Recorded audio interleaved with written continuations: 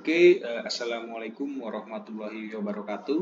Perkenalkan, nama saya Primaya Kaputra dari Prodi Aquacultur dengan NIM A2310483. Di sini saya akan memaparkan materi tentang environmental isu aquaculture development yang telah saya review dari jurnal internasional.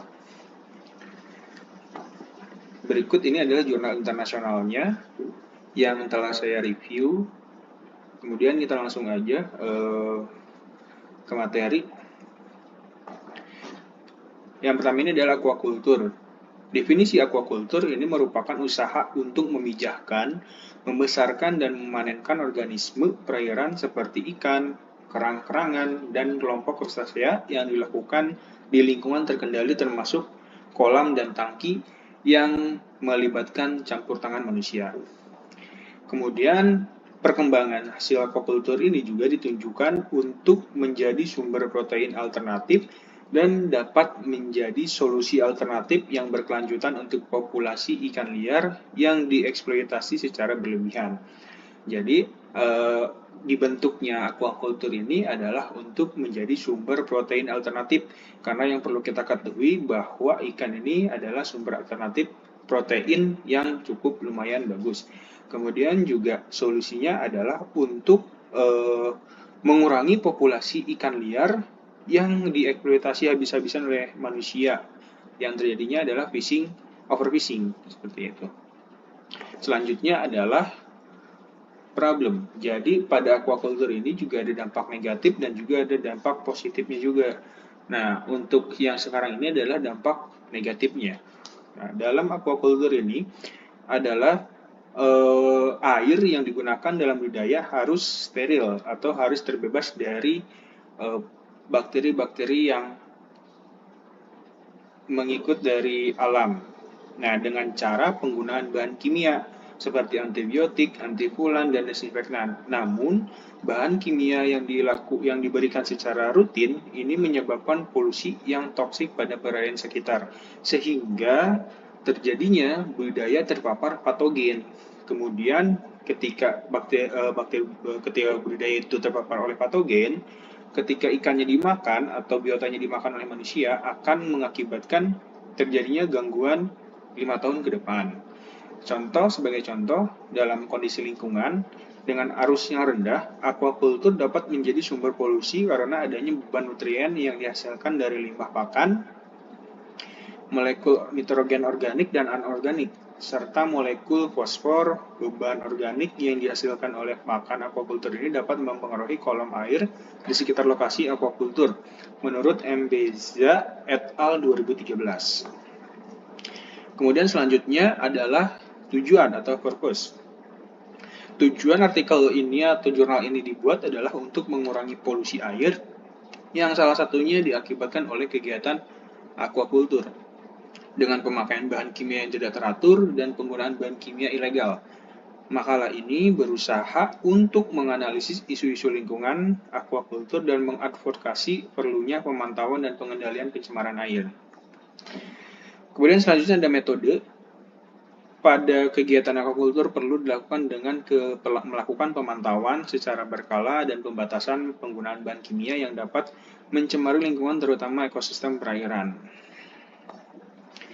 Kemudian selanjutnya ini ada isu lingkungan. Jadi yang pertama ini adalah isu lingkungan, yaitu penggunaan bahan kimia seperti antibiotik yang digunakan berskala dapat menimbulkan sifat resistensi pada beberapa spesies bakteri yang nantinya dapat berkembang ke spesies bakteri lain melalui plasmid.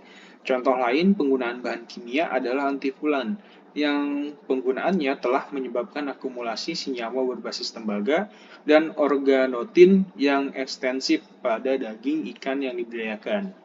Penggunaan zat-zat beracun pada industri pertambangan dan pertanian seperti organofosfat dan hidrokarbon terklorinasi dapat larut dalam air yang dapat terminum oleh organisme dan terpapar kepada manusia setelah dikonsumsi.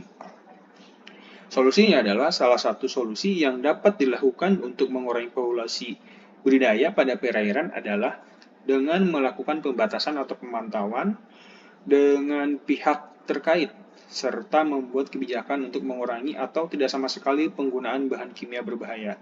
Proses desinfeksi sendiri dapat digunakan dengan alternatif lain seperti desinfeksi fisika dan biologi. Kemudian, isu lingkungan yang kedua adalah kandungan nitrogen dan fosfor pada pakan budidaya yang digunakan secara masif pada budidaya intensif dapat menyebabkan kasus eutrofifikasi, di mana kandungan tersebut akan dimanfaatkan oleh plankton untuk bertumbuh. Namun, plankton sendiri dapat dimanfaatkan sebagai pakan alami dan indikator kualitas air.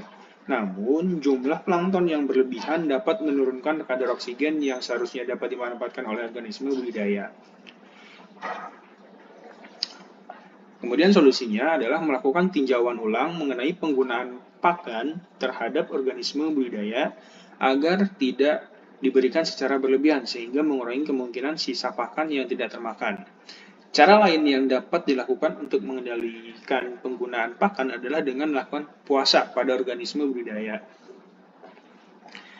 Nah, di sini juga dijelaskan bahwa ikan yang dipuasakan akan terjadinya hiperfagia. Hiperfagia ini merupakan kondisi nafsu makan meningkat setelah ikan dipuasakan sehingga meningkatkan konsumsi pakan ketika pemberian pakan kembali. Menurut Yuwono et al. 2005. Nah, dalam artian adalah ketika ikan dipuasakan dan diberi makan kembali, maka pakan yang diberikan akan dimanfaatkan 100% oleh ikan untuk pertumbuhan. Selanjutnya adalah isu lingkungan yang ikan yang dapat dibudidayakan dapat menjadi sumber pencemaran genetik bagi ikan-ikan liar. Hal tersebut dapat disebabkan karena kelalaian teknisi yang meloloskan hewan budidaya, sengaja ataupun tidak sengaja. Ikan budidaya yang terlepas dapat menularkan patogen, merupakan komposisi spesies fauna ikan olak, serta terdapat persaingan untuk mendapatkan makanan dan tempat bertelur. Kemudian solusinya adalah untuk mengurangi kemungkinan terjadinya dampak rekayasa genetik, pemerintah perlu menetapkan kebijakan untuk pelaku budidaya agar tidak melepaskan ikan budidaya hasil rekayasa genetika di alam liar, serta melakukan edukasi lebih lanjut mengenai dampak rekayasa genetik terhadap pelaku budidaya. Di sini yang terakhir adalah kesimpulan. Kegiatan aquaculture dapat berdampak positif terhadap kehidupan manusia di bidang pangan. Aquaculture juga dapat memenuhi kebutuhan produksi ikan segar dan mengurangi manusia melakukan eksploitasi terhadap alam secara berlebihan. Namun, di sisi lain, aquaculture juga dapat menyebabkan dampak negatif terhadap lingkungan yang diakibatkan dari kegiatan tersebut dengan penggunaan bahan kimia sebagai antibodi, antifulan, desinfektan, dan lain-lain. Hal tersebut perlunya dilakukan pembatasan dan pemantauan penggunaan bahan kimia yang dapat mencemari lingkungan secara fatal dan diberlakukan penggunaan bahan kimia yang mempunyai kategori dilarang untuk perikanan. Dengan begitu, polusi air mungkin saja bisa berkurang sedikit demi sedikit. Mungkin cukup itu saja yang dapat saya paparkan. Selebihnya mohon maaf. Wassalamualaikum warahmatullahi wabarakatuh.